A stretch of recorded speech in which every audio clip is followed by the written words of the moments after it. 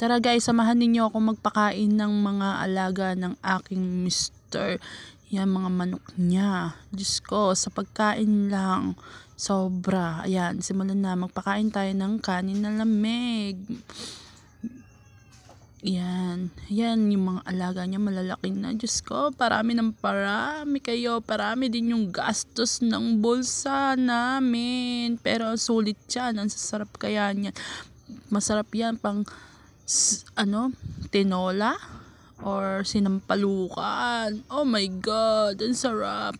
Pwede kayang kumuha, magsungkit ka lang ng isa dyan, kumuha lang ng isa dyan. Kung gusto mong magluto, pwede rin ibenta yan. Yan, may 2 kalapati siyang alaga.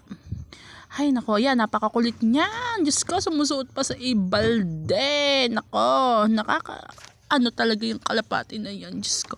Ayan, solid dyan. Pero masarap yan. Super. May mga alaga siya, mga Texas, native. Yan, panabong yata yan. Ano ba yan? Nakakaloka. Yan yung libangan niya. Pero nakikinabang naman tayo. Pagka gusto kong magluto, magpatay lang ako niyan. Hay, solid. Sarap ng sinampalukan. Nakakaloka. Diba? Ang mahal pa kaya ng mga pagkain ng mga manok. Minsan kinakanin ko na lang pagka may natitira sa amin na kanin lamig.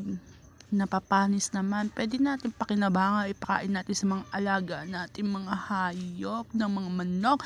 Ayan, madami na naman sisiw niya. Diyos ko, magpaparalaki na naman ako ng sisiw. Ayan, buhay na yan.